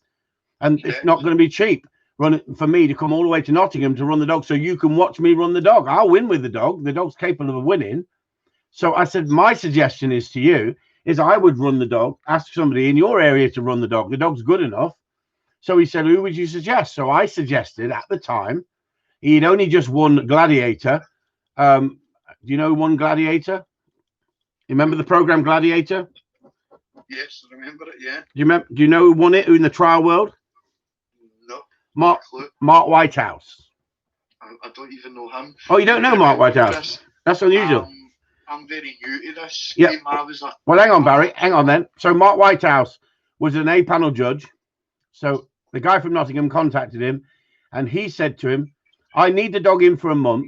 If it's capable of winning an open stake, I'll run it, but I won't run it if it's not capable of winning an open stake. I said, well, how will he know it's capable of winning an open stake till he's won a novice with it, until he's trialed it? So I said, well, it's up to you. He said, well, he lives dead close to me, so I'm going to let him run it. So he started paying him to shoot over the dog, £30 a bird. Fucking £30 a bird. This was 20 odd years ago. Right? And it escalated that he paid £6,000 before the dog had even run in competition. Right? With training it and getting it ready and all the cost of expenses of joining the clubs and putting in the entries. And every time he put an entry in, Mark Whitehouse would say, no, I'm not running under that judge. Now you had a thing the other day with Andy Cullen, and Andy Cullen said he'd run under any judge in the country. Yeah. But guess what? Guess what? You can do that if you smile at everybody and shake their hand. But trust me, you still won't get treated equal, but you might think you're getting treated equal. But I can tell you, there's cliques up and down the country that A-panel judges won't run in because they know they stand no chance under that judge because that judge is not in their clique. So if the trial world is like that, Barry, would you spend all that money, £6,000, chasing to win with your dog? Anyway, the dog won a novice. He said, I want it for a month. If it's good enough to win an open stake, then I'll run it for you and try and make it up to a champion for you, but you're going to have to pay the expenses. So anyway, he won a novice with it, and then he ran in a number of opens, a couple of opens, and my mate contacted me, or the client contacted me and said, listen, I'm not a wealthy man. I live in a council house. I can't afford any more than £6,000 for a guy to try and win with the dog. I said, well, you're buying yourself into the sport. I said, what you've got to realize is if he makes it a champion, what are you going to get for stud value on that dog once he's made it a champion? I said, and he's going to stand a far better chance making it to champion than the average person because of the cliques he's in. but you have to accept there's certain judges he can't run under. So the reason I'm so honest and I get such a following is because of my honesty. So he had to make a decision. Does he pull out and lose £6,000 and only have a field trial winner that ain't worth £6,000, or does he keep plowing money into it because he's desperate to make a field trial champion? Can the average guy afford to chase the dream?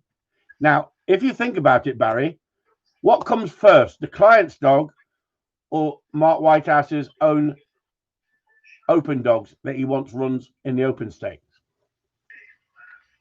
Well, if he's taking a client's dog and there's an agreement, then he's got to stick by it. You'd think so, wouldn't you? But guess what?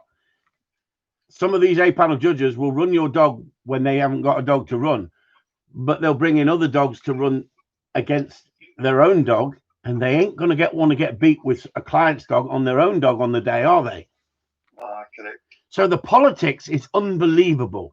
And I have never, ever accused Mark Whitehouse of being corrupt. Never. And I wouldn't, because I can't prove anything. He's never given me indication of that. But what I can say is, if you give your dog to these film stars and these film stars run your dogs in competition, you're going to have to take a back seat at certain times when they're running their dogs, because let's be honest, are they going to want to win with their dog, or are they going to want to win with a client's dog? Well, they've got their own ambitions, mate. So. Yeah. And that's the whole point. So it's really interesting for people to realize what you're saying. And I hope Andy doesn't mind, because Andy's a mate of mine. We're friendly, and I would never rubbish Andy. At the end of the day, you've sent the dog away for 6 weeks. What improvement did you see compared to what you could do? Because you said you put the handle into the dog, and it was before it was 12 months of age. Yeah. The big difference I seen was starting the dog off to hunt. She would, with me, she would hunt like a bowling green, if you like, nice, stylish, nose very to the ground. But then you take her into cover, and you know, with young dogs, you've probably seen it 1,000 times. They start skipping, doing the springer jump, if you like. Do you know what I mean? Right. No really going with a passion. Still showing nice wee bits of style, but no going with a passion. No going with anything. And then obviously I brought the pigeons out, the doos out, let her flush the aim. She still wasn't getting her going, so I took her ferreting, gave her a wee chase at a rabbit just to see if I could put the gears into her. And then I was thinking maybe she's not got them, maybe it's just not there. And then obviously made the decision to send her away. It's the first dog I've ever sent away, paid to get trained. And because obviously I couldn't get any shooting ground. So went to Andy, he got her straight on the pheasants, flushing hares, shooting over her down in Yorkshire on the rabbits. When I went, I'm very honest speaking, so I said to Andy, right, take her into that cover, let me see her hunt. I've already paid you, I want to see what my money's worth, you know. And I just stood back in the middle of the field. He went into the cover, clicked her off, and she was really going. She was going lovely. That was good enough for me. Nice, stylish pace through the roof. Exactly what I took the risk for. So I was more than happy. So she was punching cover, and rather than skipping over it, springing. She was actually hunting, you know, her nose was that wee bit more off the ground, and she was picking the pace up when she was quartering. Very less whistle, you know, more natural, going left to right, working the winds, naturally working a backbeat wind. For anybody listening, that's basically taking a wee bit of ground and quartering back to your feet, and then you take another step to where she went to and let her take in more ground. And she wasn't perfect at that, but you could see the bits and bobs, you know. And now she's 12 months old, yeah? Yep, she was a year old on the 13th of December. 13th of December, a year old, right? Lovely. And so Andy then said to you, and you've said on here that she's ready to win a trial. Yeah, well, I wouldn't say she would go and win a novice trial tomorrow, but I wouldn't say if I put her on a novice trial tomorrow, she wouldn't be challenging, you know. But I think I've got rabbit. The funny thing is, I sent her away, Chris. You wouldn't believe this, because I lost my rabbit ground. She was away 2 days, and I got a phone call. Barry, do you want this rabbit ground? I says, you're joking, 10 o'clock at night. Yeah. I says, I've just sent a bloody dog away. So I got this rabbit ground in Northumberland. Well done. Already walked through the ground. Plenty of rabbits on it. Yeah. Due to restrictions, I've still not been down to get the paperwork signed. Yeah. But I was like to myself, I can't believe that. I've just sent this dog away, and I've just landed a big, massive patch of rabbit ground. What part of Scotland are you, Barry? Sorry to interrupt, because I see Glasgow. Oh, so not right, Glasgow, right? So you've got a bit of a trip then down to Northumberland, then? Yeah, it's two. Well, that part where the rabbit ground's only 2 hour drive. But my other permission I had up north, that was even worse. That was close to 3 hours drive. Was it? Yeah. So do you know any further than Glasgow, Edinburgh, the Highlands? I've never come across lots of rabbits. You know, not myself. You know.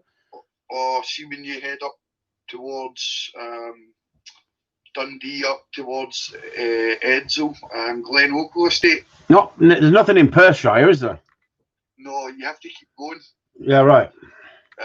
And you come to, there's a big famous estate up there. It's Glen Oakle Estate. Oh, I know Glen Oakle. Yeah, I've been up there. Yeah, right. Jesus Christ! Is it? The rabbits on that are.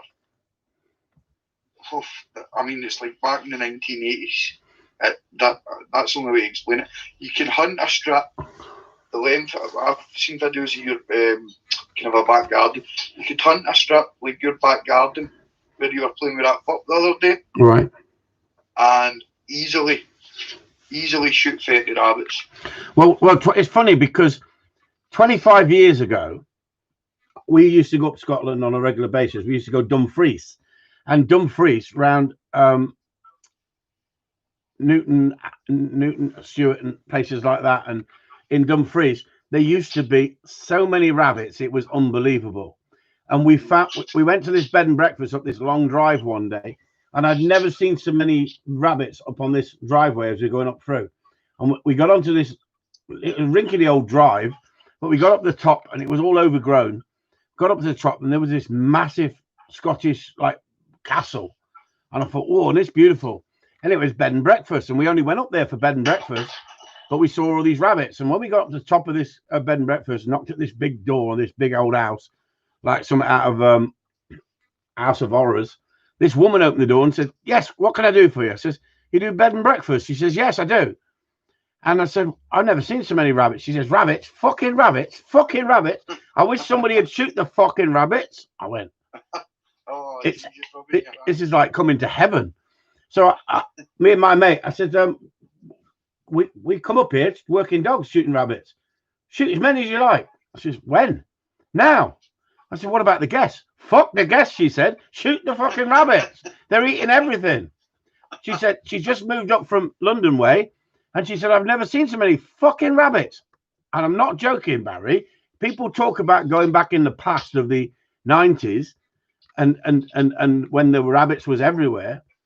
We shot 300 rabbits in 3 days over the dogs. We had piles of rabbits that you would not get rid of.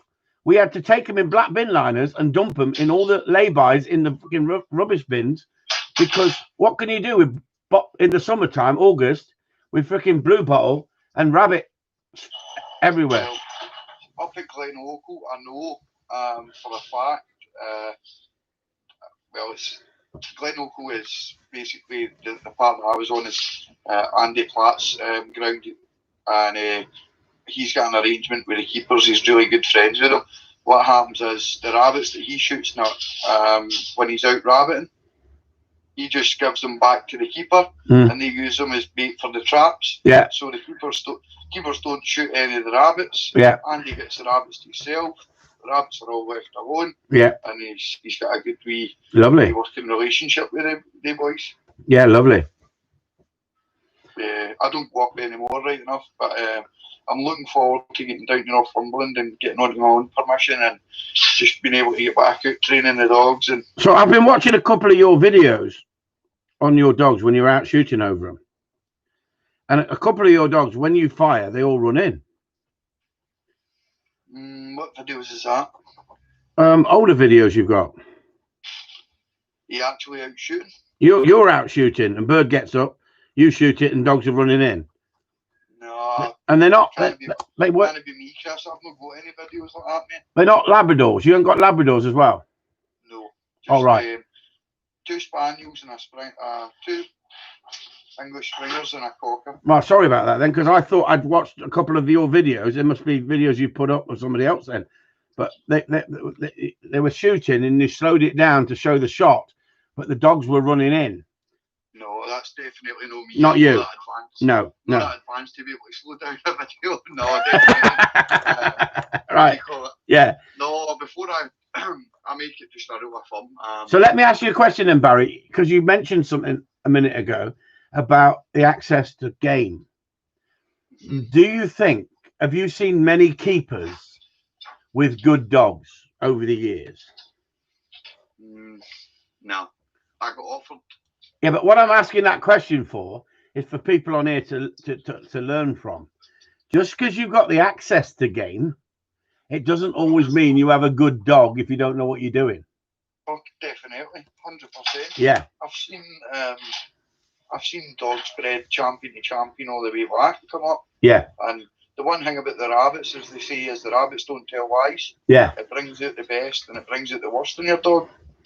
And I've seen plenty of dogs come up with all the big hopes, and after a day, they'll never be back.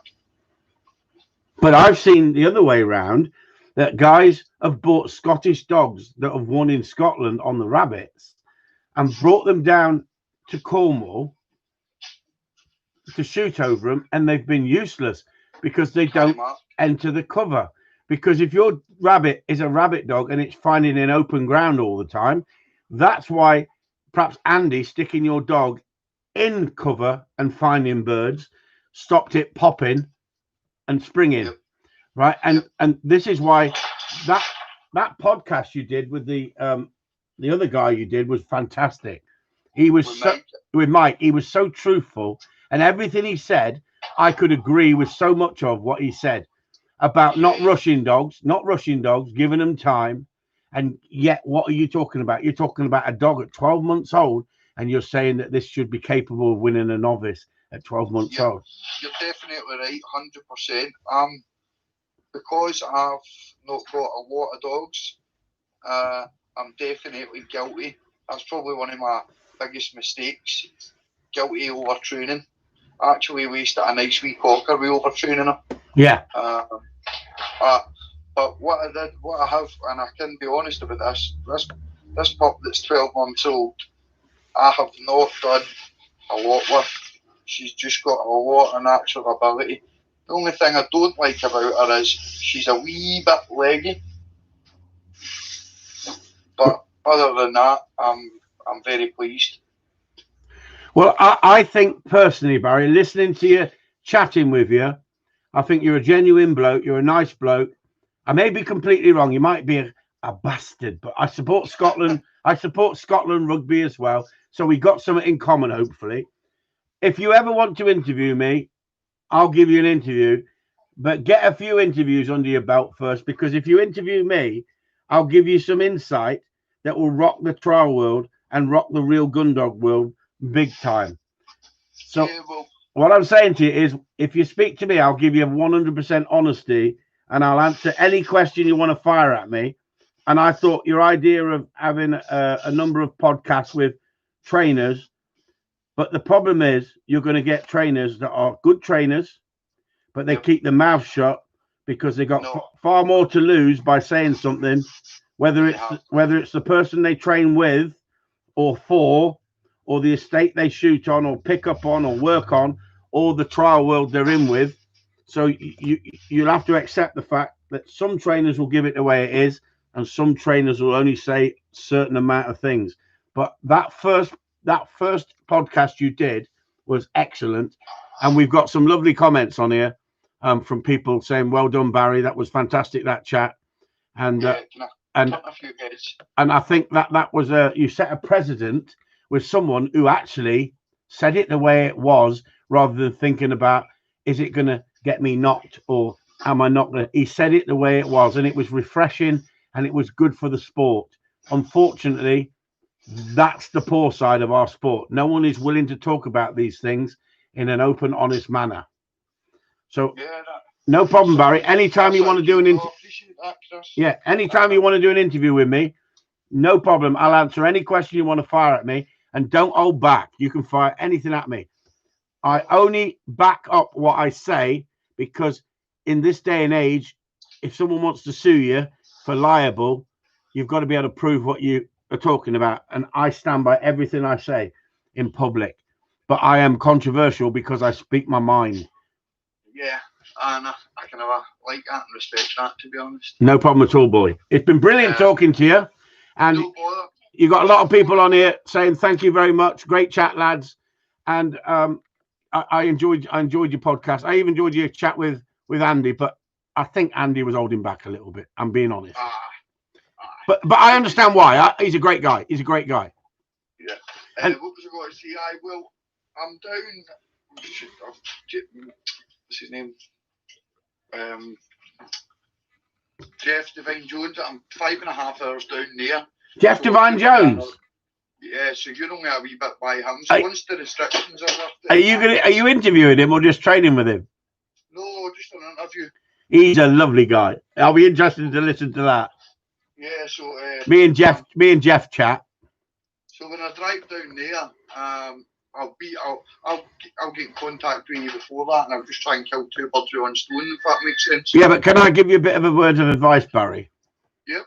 You've only been in this game for a small while, like you say, haven't you? Yep. You start interviewing people who open their mouths, you will not get anywhere in the Gundog world. So be careful. Be careful. That's all I'm saying to you. I know that too well. It's probably the damage is probably already done. Oh, we'll never see. We'll never know. But I take me hat off to you. But just be warned. I thought once I'd proved myself in the trial world, people would start to listen to me when I called out corruption. Guess what? They closed ranks on you. Look what they did. Look what they did to Platty. Yeah. I mean, I'm no, to be honest, if I'm really honest with you, I'm not interested in that side of things as well, and I could go into that all day and turn the podcast right into that, but I'm actually not, because of the times that we're in and this COVID and restrictions. Basically, the podcast was just an idea of how guys get started, what's driven them into the Gundog game, the tricks of the trade, learning stuff along the way, getting to meet these people like yourself, professional trainers that's their full-time job. But what I'm saying, Barry, you don't want to interview people like me or Jeff Divine Jones if you want to get on in the trial world. That is the honest truth. And if you know Andy Platt is a good dog man. Andy Platt has got his own principle, and he stuck for what I'm not interested in the politics. I'm interested in fairness for all, Barry. I'm not interested in which group you're in. I'm interested in that when you line up at a trial, that you stand the same chance as everybody else there on the day. It's got to be a fair. Yeah, but if you dismiss that and say, well, I know that happens, but we're not going to talk about it, then we're not really being truthful in these podcasts. I'm not asking you to get into silly debate with who's bent, who's not bent. But at the end of the day, it's part and parcel. It's the same as punishment. Punishment is part and parcel of training dogs at certain times in the dog's life. How you use punishment. Unedited podcast. It's just a chat. Yeah.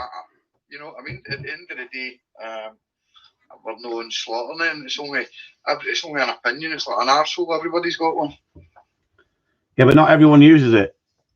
Correct. But some people have got verbal diarrhea. Some people talk shit. Yeah. No, as I say, trialing's not the be all and end all for me. I'm more enjoying training the dogs and getting them up to a certain standard.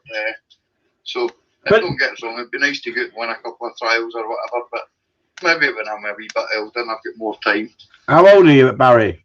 I'm 34.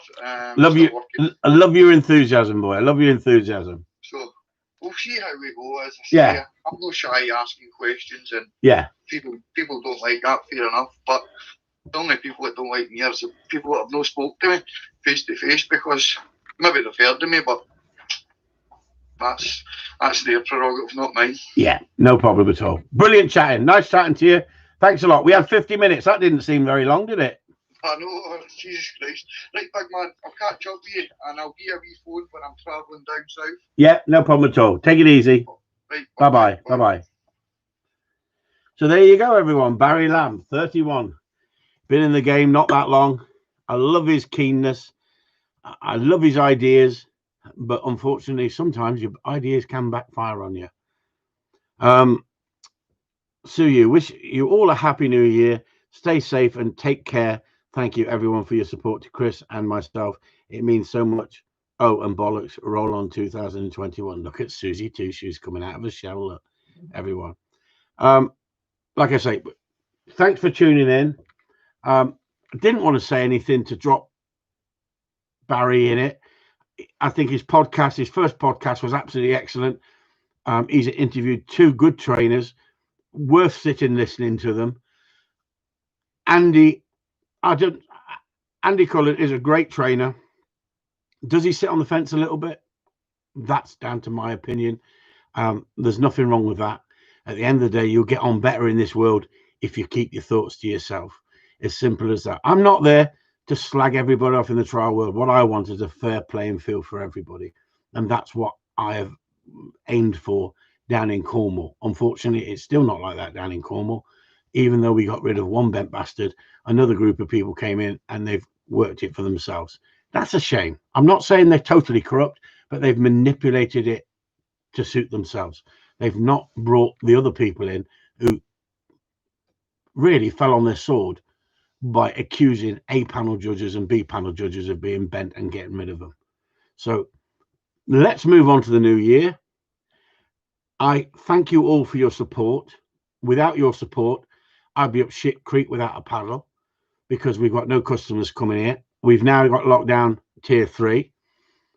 It's been a motherfucker of a year, to be honest with you. But guess what? Hopefully we've all got our health. Stay safe. Wishing you all the best. And even if you don't like me, I'm wishing you a better year than we've had this year. Bollocks to you all. That's what Chris Upton says. Now, if we get 10 yeses, we'll go over to Corleone Talk. If we get 10 yeses. Now, we've only got 35 people actually listening at the moment. We've had more people listening. So if we get 10 yeses, we'll go over to Corleone Talk. But we've got to get 10 yeses. Else, I don't want to be chatting in there with 2 people. Unless you want to come here and jump into bed with me naked.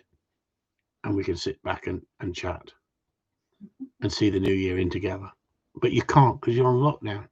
So we got Brett in here, look, with 1 yes. I think everyone's gone to freaking bed, haven't they?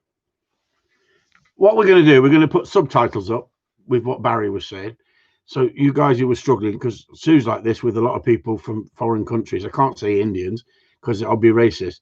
But she's like this with a lot of people who come on the phone who's got a different accent. She goes, I didn't understand a thing they were saying. I didn't understand a thing they were saying. So we've got 1, 2, 3, 4 yeses in at the moment. We need another 6 yeses if we're going to go over to Corleone chat. Else it's going to be too intimate and they'll just be squabbling. We need 10 yeses if you want to go over to Corleone chat. And I don't think we've got enough people in here. So I don't mind going over to Corleone chat if that's what you want to do. Have we had Chris in here tonight? I haven't seen Chris in here, that's all.